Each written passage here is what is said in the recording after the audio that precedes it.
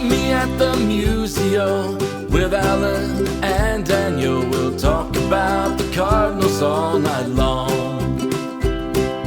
Everyone come gather round, listen to your favorite sound. We'll talk about the Cardinals all night long. We'll talk the games and all the rest, about the team that we love best. We'll talk about the Cardinals all night long. We're gonna talk about the Cardinals all night long.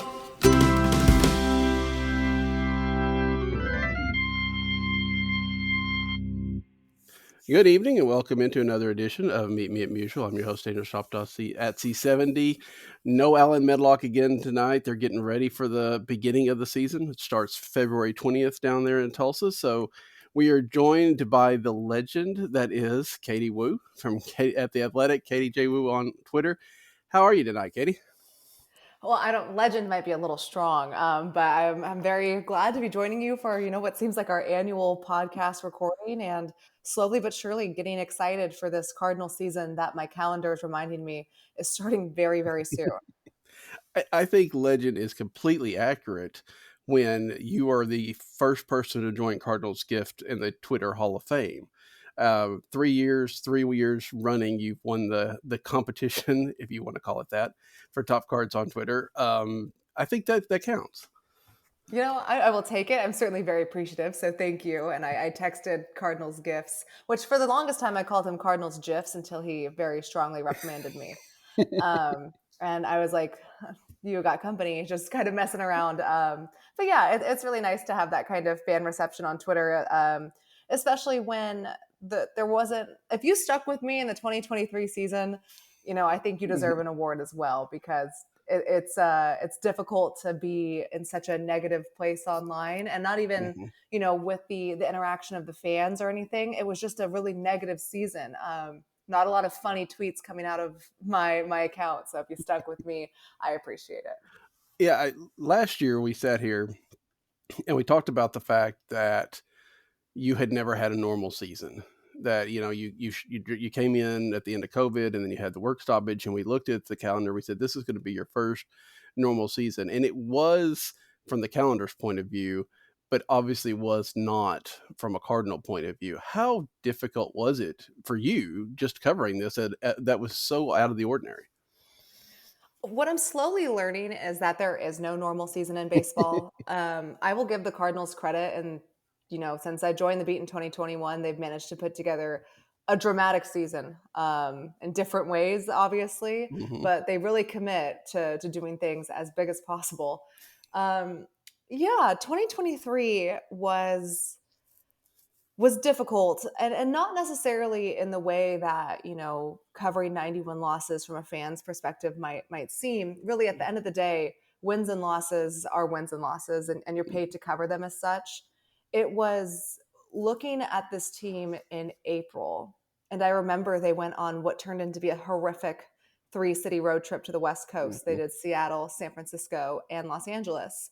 And I was scheduled off for the Seattle series, so I met the team in San Francisco.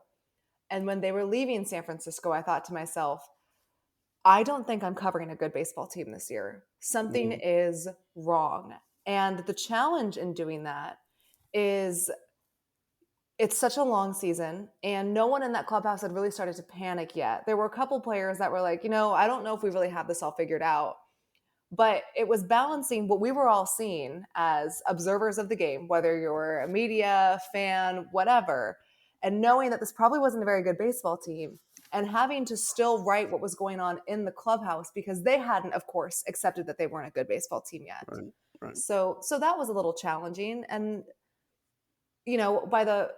by the trade deadline, that was kind of our end of season, right? Because the next 2 months of baseball wasn't really all that inspiring, and finding compelling storylines in that, when most, guys were still trying to win, obviously, but the overall message in the organization was, I can't believe we're in this mess. What just happened? Trying to find inspiring and compelling storylines for this fan base, which deserves all of the coverage and more that it could possibly want, was really challenging for me, because in the middle of August, what could you say about this team? they were what they were at this point. But my job was to still put out creative and hopefully engaging content. And I feel like I really struggled to do that. Really, I can think of one night in the second half where I felt on it from a work perspective, and that was Adam Wainwright's 200th win. Other than that, in the final game of the season, I felt sometimes just as lost as the people in the organization did. Yeah, and you write obviously very regularly at the Athletic, but it's not that you didn't have to write about every game, which would have been even worse, I think, from that Correct. perspective. So yeah, I can imagine, because you're right. After the trade deadline, and you've got the stories around that, but then I guess Mason Witten coming up at the end of August gave a little bit of something, but there just wasn't much. I mean, there wasn't even the fun, except for maybe Mason Witten, the fun, rookie makes his debut type of stories. It was just kind of a slog until October 1st. Yeah, absolutely. And that was difficult, not just because, you're walking into a clubhouse every day and everyone's just kind of slogging is the perfect word for it, slogging around. But, as a reporter, as a writer, everyone was experiencing this for the first time, including the fan base. And there was a responsibility there for me to try to, hopefully, ideally, help the fan base understand what exactly is going on here. I mean, it had been 30 years since the Cardinals lost like this. Of course, there's going to be a lot of overreaction. Of course, there's going to be a lot of people not understanding or comprehending what's going on, because that doesn't happen here. People aren't used to it. So the front office will go out and say, we're not used to having a season like this. And the coaching staff from that, most of Ollie Marmol's staff has risen through the ranks of the Cardinals farm system, would be like, we don't know this in this organization. The players certainly didn't. And the fans certainly didn't. So that was really difficult to try to have everyone and be responsible for trying to have everyone understand what was going on when the organization and the fans itself didn't either.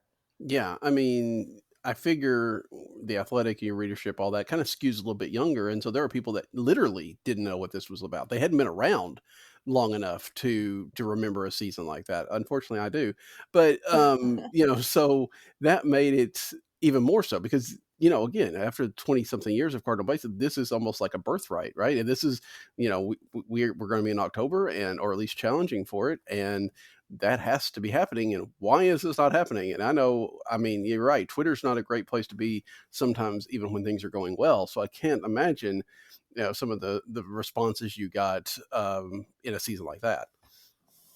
Yeah. And you know what? I remind myself all the time, fans are fanatical. It's their job to be passionate about this organization. And sometimes passion can come across with some anger and fuel. It's part of being a fan. When I grew up a baseball fan and my team lost, I was angry about it too.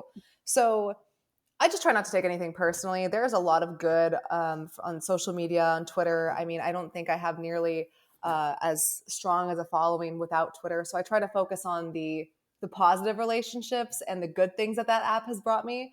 But some days I was just ready to basically frisbee my laptop out of the press box. So, it's balance. I well believe it, especially when it starts with when you put the lineup out, and it Right. doesn't stop until the end of the Guys, game. I mean, I didn't have much to work with in the second half. So really, who are you? Who's at blame here? So obviously, I think, again, you are one that is in that clubhouse very regularly.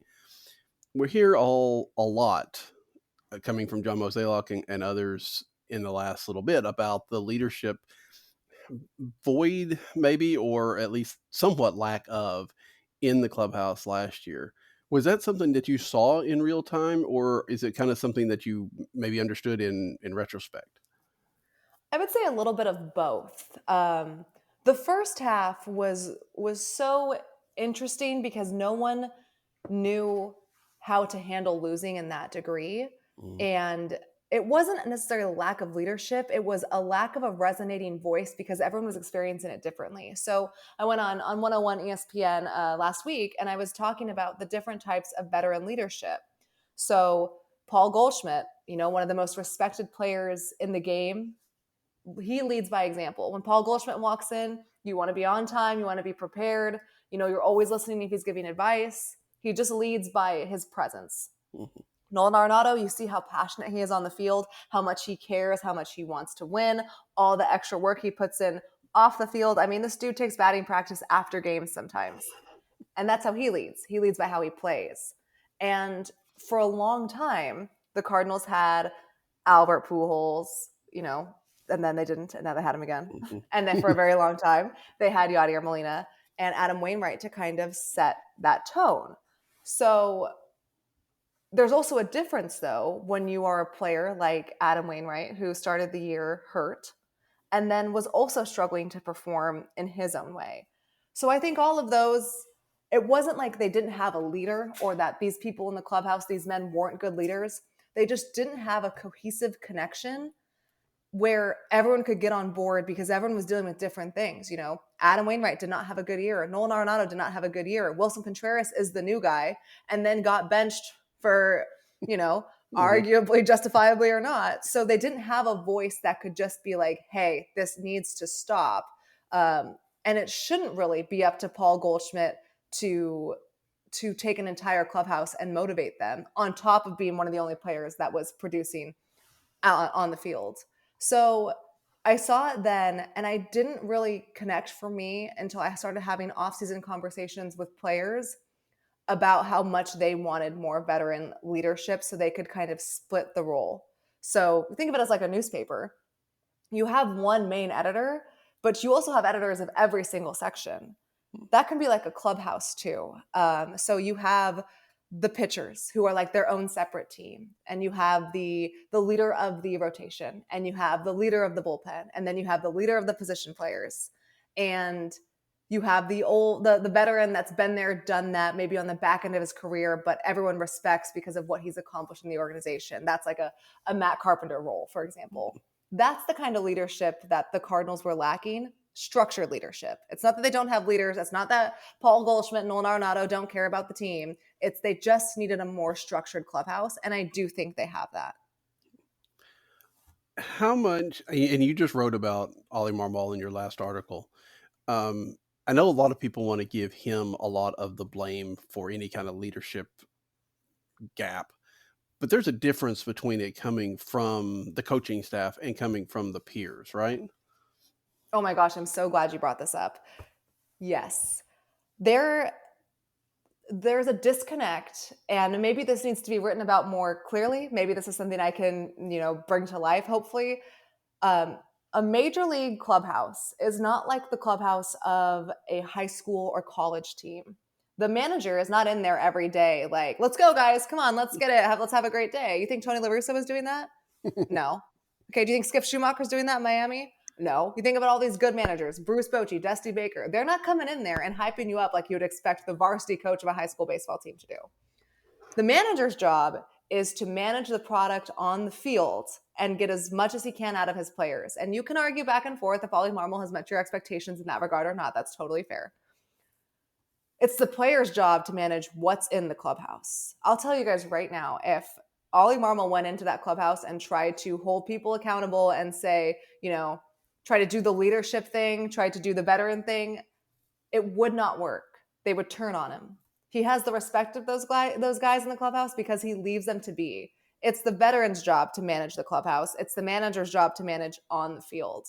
So that can be a common misconception, but no manager in baseball, I mean, they have their pre-game meetings, of course, but no manager in baseball is coming in the clubhouse and, addressing something like a rookie was doing this when he should have been doing this, or there was a lack of accountability here. It's a player managed clubhouse, and it's not just a Cardinals thing. It's like that in every single clubhouse and every single professional sport. When you hear it like that, especially, does that make the early season debacle with Tyler O'Neill stand out even more? Like maybe Ollie was trying to do something he didn't really need to do, or was that something that just kind of blew up out of nowhere? Well, it certainly didn't make Tyler's life any easier. No. And I will agree that the timing, I remember because it was actually my birthday. And so it was the 5th game of the season. I did not make it to my birthday dinner. So that was the question. I'm hesitant because it was not really talked about in the clubhouse. So I can't really definitively say what the clubhouse thought about it. I can say, just being empathetic that younger players maybe were probably like, oh my gosh, is he going to call me out if I don't do that? And veteran players are probably like, yeah, let's hold people accountable. It wasn't I don't think it went over real well with the organization just because it brought a lot of attention, most of it negative, to the Cardinals on game 5 of 162 games. But I think there's a difference between accountability and what that press conference was. And I'm not saying he's in the wrong for it, but I'm very understanding why Tyler did not appreciate it. From a media standpoint, it was refreshing to hear some candid honesty, but it goes to show the dangers of doing that in such a public setting without talking to your player first. So did I think it was like the right way to start the season off for an organization? Probably not. Do I attribute it to the Cardinals' gigantic avalanche snowball losing season? No. It felt to me between that, between the Wilson Contreras stuff, between some of the moves that were made, that the whole, I mean, and I'm counting the front office in this here too, front office management, everything kind of panicked a bit when April was so terrible and tried to pull any kind of lever they could to turn this, get on a different track. Does that feel accurate? It does. There were times where I would come to work and you know what? I have this front office has been doing this for a very long time, not just Mo, but this group, Mike Gersh, Randy Flores, Moises Rodriguez. When you look at them, they're a very sure-headed group. And there were so many times in late April to early May where I would ask myself, what are they doing? Because this was so unlike the Cardinals brand. I'm not talking about the wins or losses. I was just talking it was more the messaging. Tyler O'Neill thing, that's an Ollie thing. Newish manager. Okay, it's different. Ollie, I'll say this about him, is as honest as they come. And I find that very refreshing. It's definitely not a normal trait in baseball or professional sports, or maybe just life in general.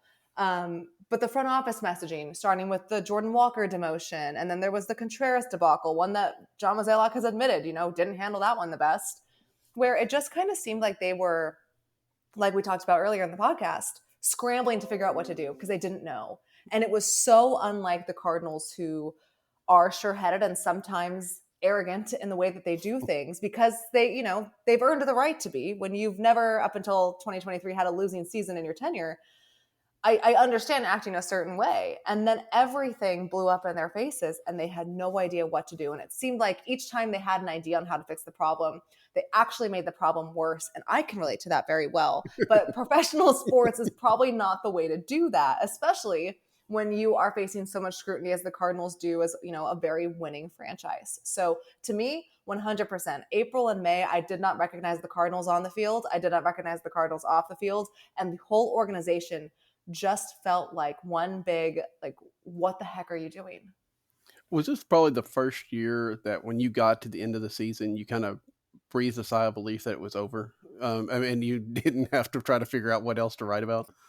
Oh my gosh. The final game of the season, I sit next to in this Busch Stadium, Daniel Guerrero, who does minor league coverage for the St. Louis Post-Dispatch, and is awesome, excellent, good friend of mine, sits on my right. And then to his right is Lynn Worthy, who does major league coverage alongside Derek Gould. And we're in a little group chat sometimes. And I parked my car and I said, you guys, I'm about to cartwheel into the stadium. I'm so excited. Let the record show they don't believe I can do a cartwheel when I definitely can. But it was still bittersweet because I don't want to celebrate a season ending on 162. That's when you think about it, kind of demoralizing. You're out of it and you know it. You there's no playoffs. Your season's done. Everyone that you see at the ballpark every day, ranging from clubhouse attendants to security to press box staff, you don't see them anymore. And also you miss it. I mean, even if it was such a disastrous season, and for a long time I really couldn't think of Busch Stadium without feeling somewhat nauseous. I still love my job and I wanted, I always want the season to go as long as possible so I can continue telling those stories. But that final season or that final game, I was just like, everyone needs a break right now. And I'm glad it's here. And I will be even more happy when spring training 2024 comes around and we can, you can't start fresh because you cannot forget what happened last year. It will be very instrumental in how 2024 shakes out. But you have a little bit of a buffer. And even for as bad as teams are or seasons are, when pitchers and catchers report, it's generally an optimistic time. So I was really looking forward to that more than anything. Yeah, hopefully they don't win all their games in spring training again like they did last year. So Yeah, that Grapefruit League title did not pan out. no, not so much. Um, so we get into the offseason, then let's talk a little bit about what they've done with such a traumatic year. It felt like the Cardinals. I don't know. I don't know. Maybe we're as fans, we're kind of hoping a wake up call. There's going to be some major roster turn, and they have turned over the roster. I think that's fair for them to say. But did this offseason go the way that you thought it would? In hindsight, I should have saw it going exactly like this. I too thought maybe such a dramatic season would turn to a little bit more dramatic results. I'm not saying the Cardinals had a bad offseason. They got the Sonny Gray signing, to me, was the one that made perfect sense. And if they would have whiffed on that, I don't think there's any chance that they have a good season in 2024. I love that Sonny Gray is a Cardinal. I think he is exactly what they needed. And the fact that they were able after 2023 and him being close to signing with other teams to make that deal come together in 5 days, and Sonny wanted to be in St. Louis, all signs. I think that's just a perfect match there. Do I understand fans want and desires for the Cardinals to go out and go get that superstar, make headlines? You know, Sonny Gray is a fantastic addition, definitely top free agent this year. What would a, Yamamoto signing done a lot for the fan base? Of course. But when you look at the numbers and you look at the free agents who are mostly Boris guys who, historically are going to go for the most amount of money possible, and you look at what ownership is claiming, what ownership has decided to spend, that was never going to be feasible to go out and get a superstar like that. Now, on this, decades long, $100 million contract kind of thing that we saw with the majority of these top free agents. Now, as a fan, you can absolutely be angry about that. You don't need me to tell you that. Ownership went out there and set an example, and then in the most, excuse the double entendre, Cardinal way, the Cardinals addressed it. So I think the Cardinals had a good offseason based on the parameters that they've set. Keep in mind, while John Mozeliak is not immune from criticism in any way, he doesn't set the payroll. His bosses do. Now that he's working with a payroll that was set, they wanted to cap it at $200 million. They're a little bit under that right now. But I want to say, off the top of my head, a little under 30. Sure, be frustrated as a fan. Yeah. But do I think the Cardinals have done enough to be in contention? Yes, but that's also partly because the NL Central hasn't really done that much. Do I think that they have done enough to convince fans they're going to be a legitimate playoff team? No. Do I think they missed on an opportunity to do that? Of course. However, what we've seen with this organization through and through is if they win 90 games and they give themselves a chance to go in, that's what they play for. Mm-hmm. And you run the risk of, if you build your team like the Padres or the Braves or the Dodgers going into this massive rebuild phase, if it doesn't pan out, right? Mm-hmm. So the Cardinals operated conservatively again. They were a little more aggressive in terms of the amount of moves they made. Was it enough for fans to be like, yeah, we're so back? No, my email will tell you that. Are they a better team? Are they put in a better position to succeed? Do I think this is a better roster than 2023? Yes, yes, and yes. Yeah, I think so. Of course, I was ignorant enough to think that the rotation wasn't quite as bad as it turned out to be going into last year. So I get a little bit scared when I think it's going to be okay this year. But I think you're right. I think this was the most Cardinal, the most Cardinal dramatic way to do it, which is basically not to be dramatic. It is is interesting that, like you said, I think you and Derek both reported beginning of the offseason, looking at the 190 to 200 million. And then somewhere along the way, it became the 175 or whatever. And even though it seems like one side says the RSN has an impact, one side says it hasn't. I guess it'd be very difficult to imagine, though, that even though they knew they were going to get all their money for 2024, that uncertainty did not set well with a front office that really, really likes certainty. Sure. And when we had our press conference with the DeWitts, and credit to them, MLB owners don't really make themselves available. And at least once a year, the DeWitt family does a press conference and, shows some sort of face of accountability. but they said that they were going to see full revenue from Valley Sports in 2024 and were on track for 3 million ticket sales. And I remember thinking they better, plan on spending a little bit more, or else this is a really tone deaf statement to make to the fans. So if the Cardinals start the year and their payroll is severely under what they projected it to be, and they can no longer cite financial uncertainty because they said earlier this month that the two things they were worried about, they're actually on track for. To me, it's a tone deaf statement. To me, it shows here's what we actually care about, right? On the flip side, if the Bally Sports was hindering them, if ticket sales, because ticket sales were very, very slow in November, were hindering them, and all of a sudden they're in a position where they can add on throughout the season or make one more move, then I can understand it. But to me, that statement, whether they meant to or not, was very telling on the direction of the club based on the actions they do next. Yeah, I think that, and I mean, of course, Cardinal fans remember John Mozeliak talking about keeping his powder dry for trade deadline or anything like that, and that is probably going to get thrown around again because that may be what they're thinking. But it just doesn't feel like they need that much powder, I guess, put it that way. If you spend it now, you may not need that much at the trade deadline, has always been what I've thought. And, we'll see how they do, because there's not, I mean, unless they go against what they've publicly said, which is always possible. We continue to point out that Matt Carpenter was the third baseman until Nolan Arenado got traded for. But, it doesn't seem like there's anything out there on the market that's going to increase their payroll. Like I said, if they want to go get out and reunite with Jordan Montgomery, I think everybody would be great with that. But that doesn't sound like anything they're looking at. Right. When you look at the realistic possibilities of what's kind of in their spending range, like, for example, probably not a name that a lot of fans would have been excited about, but I thought like a David Robertson would fit their bullpen as their like final move. You're looking at but they didn't want to do an AAV of really over 6 million.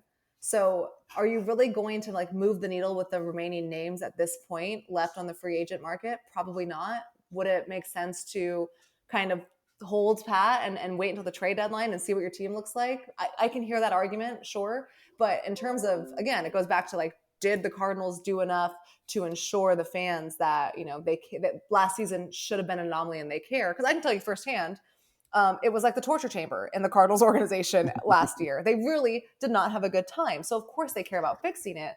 But, this fan base, you got to prove it to them. It's the show me state, right? So did the Cardinals do enough to show St. Louis fans that they severely regret 2023 and don't want it to happen again? In terms of additions, probably not. Now, does this team have the opportunity to go play and prove it in a way that I think more fans would believe to begin with?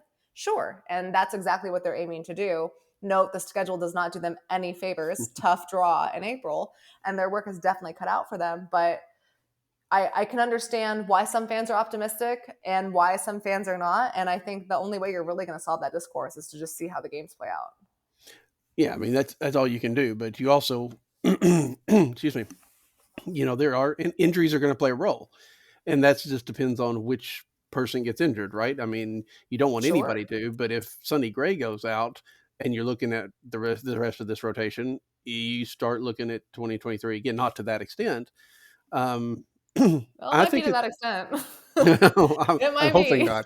I'm hoping not, but we'll see. I mean, it depends on, if Lance Lynn or Kyle Gibson goes out, then maybe it's not as much of an impact, and maybe Zach Thompson comes up and takes over. Who knows? But it doesn't feel like, and this is completely Cardinals. Although, ironically, because they do stockpile, they never seem to go out and get that insurance to make them like, we're going to be a really good team, and if something bad happens, we're still going to be, a contender.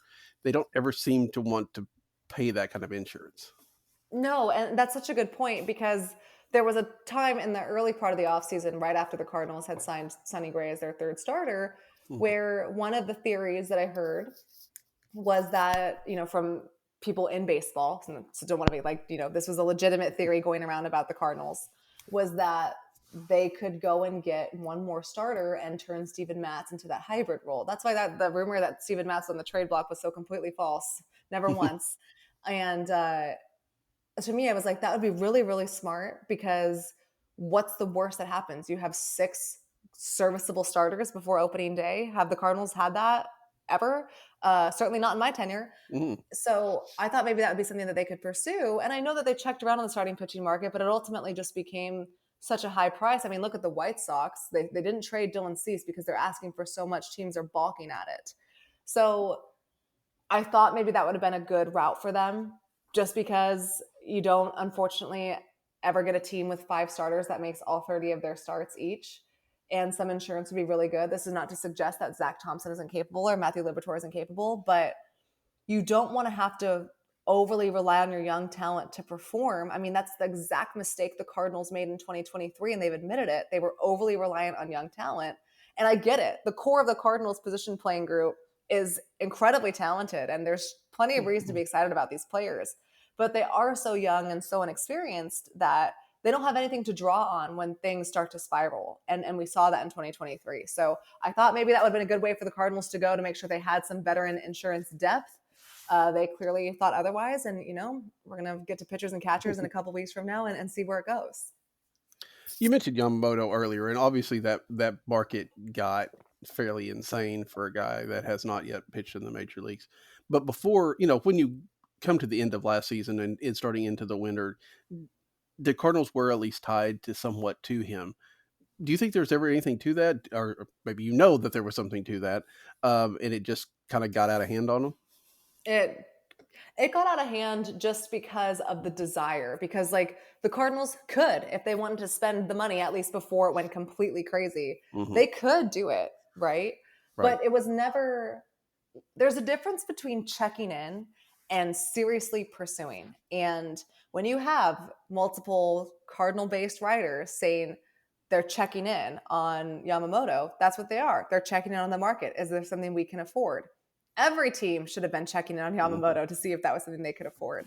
That's really as far as it progressed. They weren't going to be serious contenders. They probably checked in a little bit more than other teams because they needed starting pitching so direly.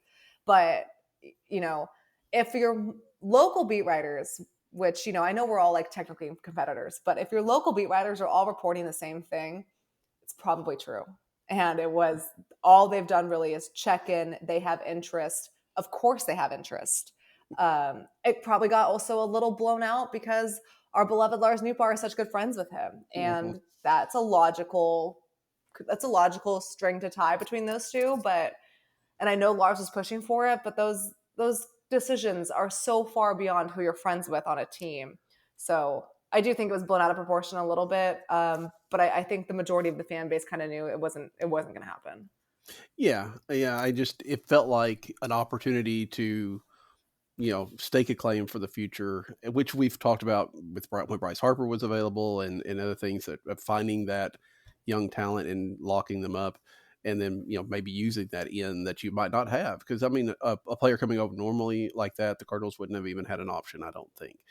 So when you've got an in like Lars Nootbaar, maybe you try to at least see what you can do with it. And it felt like they may have passed up an opportunity. But again, if the Dodgers were interested at that kind of right, then they may have just been saving themselves a headache. Sure. And I can't imagine the Cardinals dishing out a contract like that. I can't imagine an organization operating like the Dodgers did. I'm not saying that as a knock on them. I just still think about that 3-week period where it was just Dodgers insanity, and we'll certainly see how it goes. Yeah. I mean, if nothing else, they will have no trouble selling tickets. And if they've ever solved their TV issue, I don't remember if they have or not. It seemed like half of LA couldn't watch them at one point in time. So I will say this: we are mentally prepared for the opening series in LA, and the writers are prepared to get there as early as possible because it is going to be a mess. And if you've ever been to Dodger Stadium, that parking lot is like hell on earth. So I'm excited to start the year off as chaotically as possible. It seems very fitting for this Cardinals season. It's like you never left, to some degree. Is there anybody? Of course, Tyler O'Neill goes to Boston. Richie Palacios goes over to Tampa Bay. Is there anybody that you're surprised is still here because of, when we were going into this offseason, I felt like any trade that the Cardinals made was going to hurt because we thought they would be trading for starting pitching. Obviously that didn't really happen. Is there anybody that you're surprised that is still here that you didn't really expect to be? Not really. Tyler O'Neill seemed like the obvious one for both parties. You know, fresh start for both of them would certainly help. Also, so sorry if you can hear the rustling in my background. My cat is breaking into her food bag. I'm watching her do this. Man, and we don't do video. This would have been, huge. She's looking at me too, like, what are you gonna do? Stop me? Obviously not. Maybe to an extent, Dylan Carlson, though it became pretty clear to me that once I know they made Tommy Edman and declared him the starting center fielder, but once it was disclosed that Tommy was coming off of surgery and they think he's going to be ready for opening day, but they're not entirely 100% sure. You need a backup center fielder. This is no dig on Lars Nootbaar, but he is a corner outfielder, and Carlson is easily the second best defensive center fielder on that roster, so it made sense to hold on to him. Everyone else that was going to garner interest, there were 4 names: Jordan Walker, Mason Wynn, Brendan Donovan, Lars Nootbaar. The Cardinals, and Nolan Gorman, 5. Right. Yeah. Cardinals were not parting with any of those guys because they believe all 5 to be so imperative to the core of the club, both now and in the future. It would have had to have been blowing out of the water proposal. And the Cardinals were the desperate ones here, not other teams. So you weren't going to see teams kind of stoop to their level to get these guys. It was, how desperate are the Cardinals for this pitcher? Like, how much can we squeeze out of them? And they held on tight to those guys. They were not parting with them in any way. That's why it made sense to trade Palacios, because this was a guy that was going to start the year in Memphis. Great personality. Honestly, such a huge bright spot in the last 2 months of the season because he was always smiling, great to talk to, just total 100% good vibes guy. But no room for him on the active roster. Blocked, really. Would be a somewhat up and down 4A outfielder for the club. And they flipped him for someone that is going to be, what I believe, Andrew Kittredge, a game changer in that bullpen. So the trades that John Mozeliak made sense. You flip 2 outfielders in your log-jammed roster for 2 relief pitchers that theoretically should slot into areas of your bullpen that you need help in. That made sense. Everything else, I'm not necessarily surprised these guys are still here because the Cardinals have just been so high on this group for so long. It would have been shocking for me to see them part with any of those names. This week we saw Matt Carpenter return, and we saw the Cardinals extend Tommy Edman. Well, buy out his arbitration years at least. Sure. Which of those? It was either one of those surprising to you? Well, one was. It wasn't Tommy. It was pretty clear that the Cardinals did not want to go to an arbitration hearing with Tommy Edman. Mm-hmm. And when I know that St. Louis is normally a file trial club, but for me, it just didn't sit right. I was like, after all offseason talking about how valuable Tommy is, they really like him in the organization. He's done so much for them.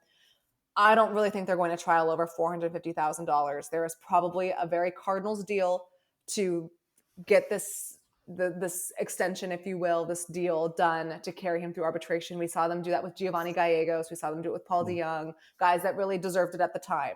So not surprising at all. Happy for Tommy that he doesn't have to go through that. It's a brutal experience. I remember talking to Tyler O'Neill and Ryan Helsley, and just not something that any player or really any team wants to do. I hope that MLB fixes this problem because it's just demoralizing. Matt Carpenter, though, I will say, here I am last Friday at Target. Every time I have gone to the Brentwood Target in St. Louis, and I just haven't had my phone on me, something traumatic happened. The first time I was there and I didn't have my phone on me was when the Cardinals fired Mike Schilt and I was sprinting to the parking lot. Okay. So I have my phone on me this time, but it's silent because it's Friday. It's the off season. For the first time in a very long time, I did not see a Cardinals move coming. Full disclosure, I had no idea this was here. And I checked my phone, and it just happened to be at the right time. I just saw an email pop up, and I was like, from the St. Louis Cardinals, Matt Carpenter? And I had to check 3 times. And then I saw it was an official release, and I was like, oh my gosh, I have to leave. So for probably the 4th time in my life, I left my cart at the Brentwood Target, didn't get to check out, booked it to my car. I'm trying to get people on the phone because we have to write, instantly. And usually I know these moves are coming. Even if I don't necessarily have all the information to report it as fact, I can at least start getting background information while I try to get it reported as fact. Right. Mm-hmm. So I'm really playing behind the 8 ball here. I'm making calls in my car. I'm writing on my iPad. just trying to figure this out. I had no idea it was coming. And I even, in a couple calls within the organization, was like, congrats, it has been a minute since you guys had me scrambling and panicking like that. So yeah, can definitely say Matt Carpenter coming back to St. Louis, total surprise. I don't think anybody really had that on their bingo card. And I think, like you, I think everybody kind of just double checked to make sure it was a major league contract. I know that there's this technicality that he doesn't necessarily make the roster. There's no way he's not making the roster, right? Oh, he's making the roster. And I'm Right. not saying like the Cardinals are giving him the spot. I mean, they're paying him $740,000 league Mhm. minimum to where his primary role is to sit on the bench and talk to guys. And if the Cardinals and MLB still employed a 25-man roster, I would understand the outrage because he would then be blocking a young, promising bat from playing time and he would be taking Mhm. up a spot. But the 26-man roster allows that flexibility. And look, Matt Carpenter was one of the most gracious and professional athletes that I worked with in my first year. And I'm happy for him that he's back here. I also, after I got over the initial shock and had some conversations with different people in the organization and different players, if these people are signing off on it and are telling me, you know, on background, Mhm. on the record, off the record, whatever, that this is a move that they like, who am I to say it's a poor one, right? I'm not in those clubhouse meetings every day. I'm only in the clubhouse for 2 hours a day. I don't see what goes on. I try my best to figure it out, but there are just some things I don't see. So I get it. I was a little surprised that it was such a strong discourse over the 26 man. However, like I said, passionate fan base, you have the right to feel the way that you want to do, but I don't necessarily think he's blocking someone, and he'll make the roster, but it's not like he's going to play every day, guys. He's going to sit on the bench and mentor these guys and get these players back in line, and he's going to do so while trying to instill all of the things that made the Cardinals successful when he was here, in the 2010s era, when I feared for my life every time the Cardinals played the Giants because Matt Carpenter would just rake against him and I couldn't stand him. He's trying to reinstill that kind of culture because the Cardinals really got away from that in 2023. That's kind of just what happens when you have such a jarring losing season. Yeah, I think there are some that are having flashbacks to 19 and 20, 21. When Carpenter was obviously Mm-hmm. not playing well and still playing every day. And I get Sure. that this is different than it was, but there is that kind of, reflex action Yeah, of what that is.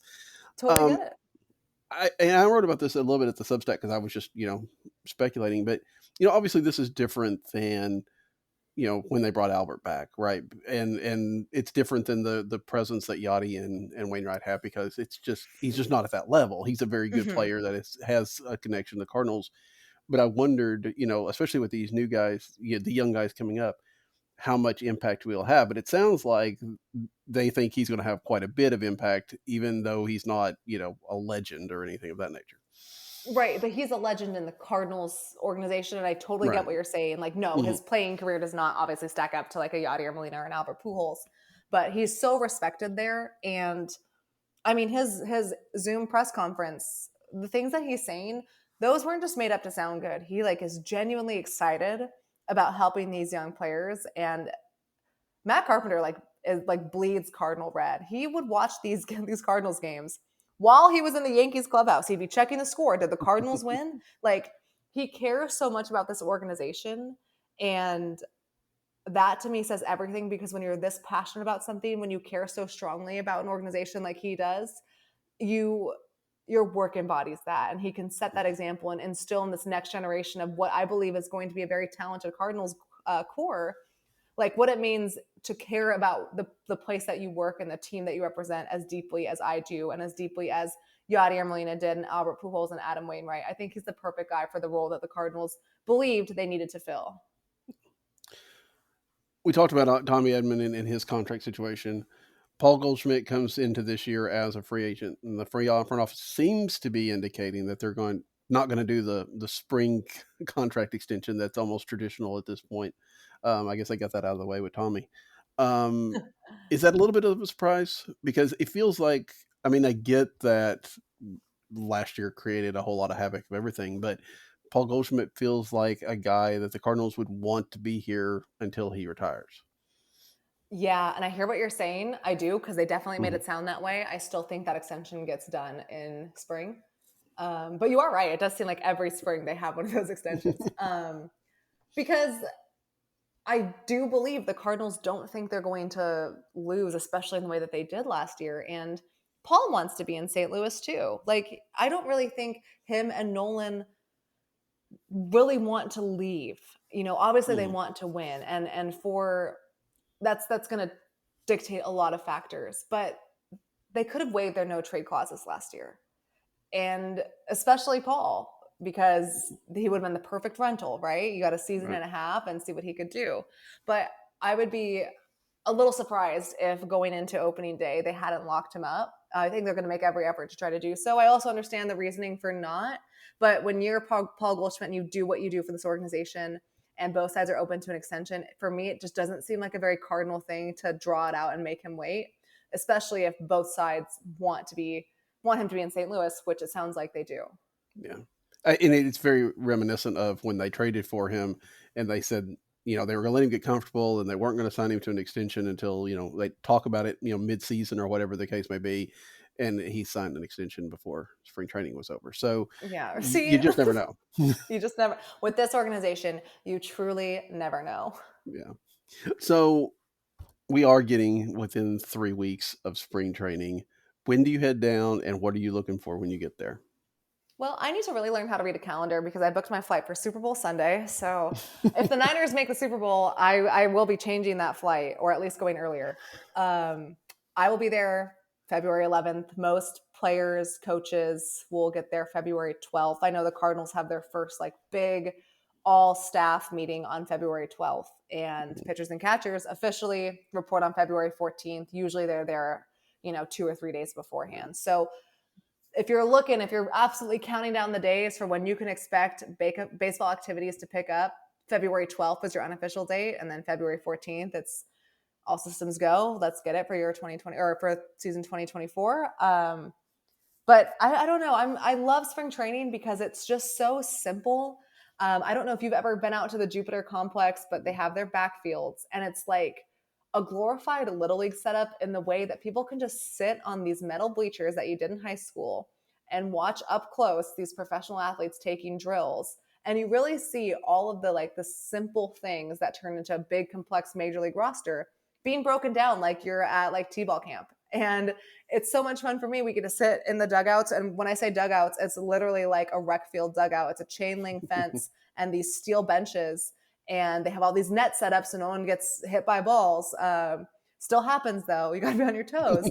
And you just listen to the things that you can't hear during a game. And it's so refreshing to me because it's just the most simple baseball experience. And I don't know if it's corny or what, but those first 2 weeks of the season, they just really get me going. They get me really excited to dig into another season. And this year, more than ever, I feel excited about. Not necessarily saying that the Cardinals are going to be a good team, which is what would excite most teams. I'm just excited for the kinds of stories because good record or bad record, there's going to be a lot to write about. So I'm excited for that. Yeah. No, as an accountant, we don't typically get out to Jupiter in February and March, unfortunately. So, but that's why we have to live vicariously through you and the others that are. And it sounds like you're not going into a strange environment like you thought you were going to be when you left. The construction is not as progressed as far as they thought. I don't really think it's progressed at all. That's another debacle that the Cardinals need to figure out. You're Roger Dean, for those who frequently attend spring training games, is going to look exactly the same. I think they've updated their batting cages. I think that's been it. And then for us media people, they got rid of the benches that we sit on to wait for the players. So will I be bringing my own chair? Perhaps. But those are, from what I was told, the big changes. New batting cages. Oh, and the media room is no longer across the street. So that does save me some steps. I guess I can concede the no bench for not having to cross the street. I mean, you get something, you give something. I mean, it's a negotiation here. So, is this? And I don't know. I feel like I've heard that this is more on the fact that the Marlins have to sign off on some of this stuff than the Cardinals not doing it themselves. No, I think this is just not the Cardinals' best project. Granted, I have not really checked in on the status of this since December or early January, excuse me. So things can change, but it's not just teams that are responsible for this. It's also the state of Florida, the city of Jupiter, the Abacoa district, Roger Dean, a lot of different business entities moving here. And sometimes it can be a little difficult to all get on the same page.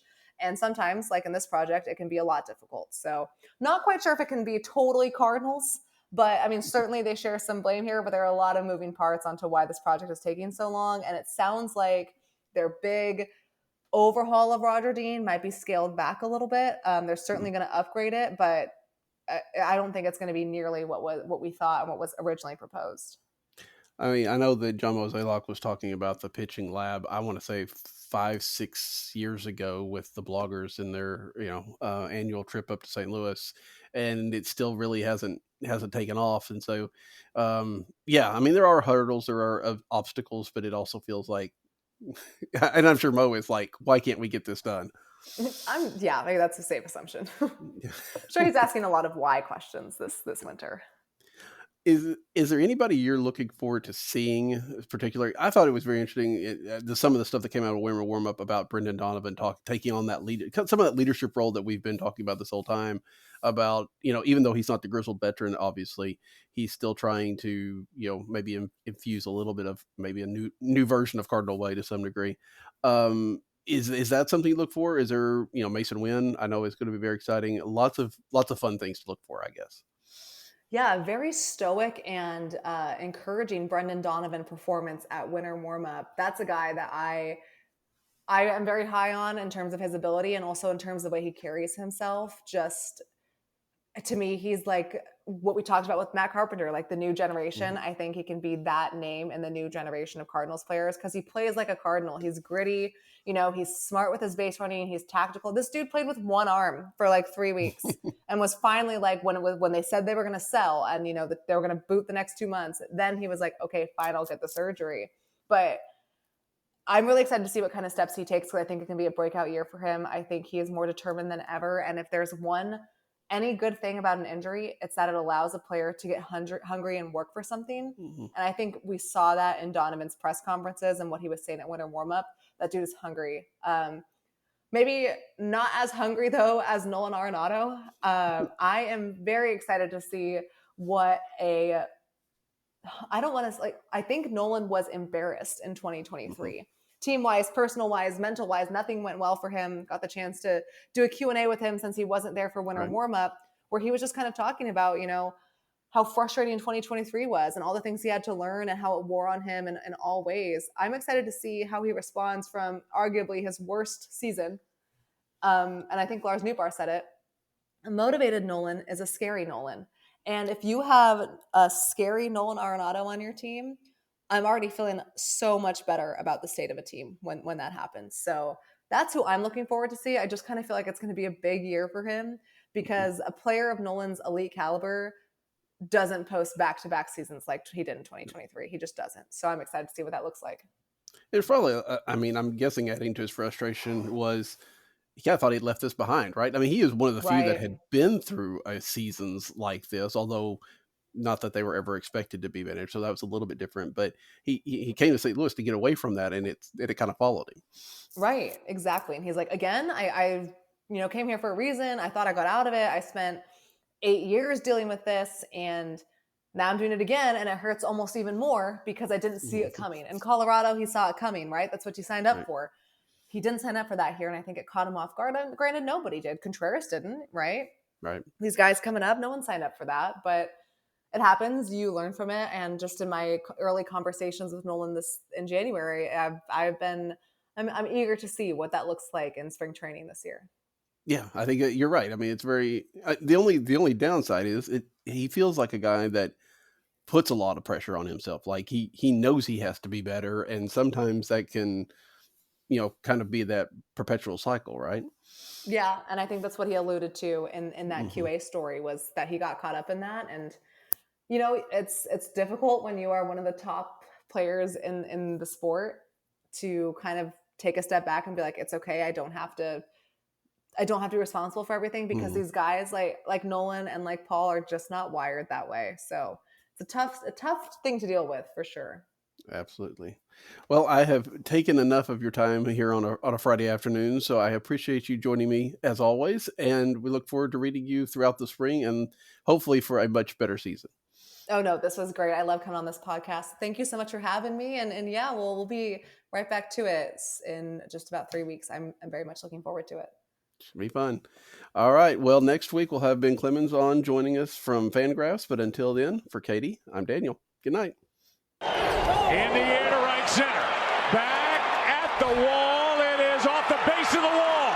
The Cardinals are going to take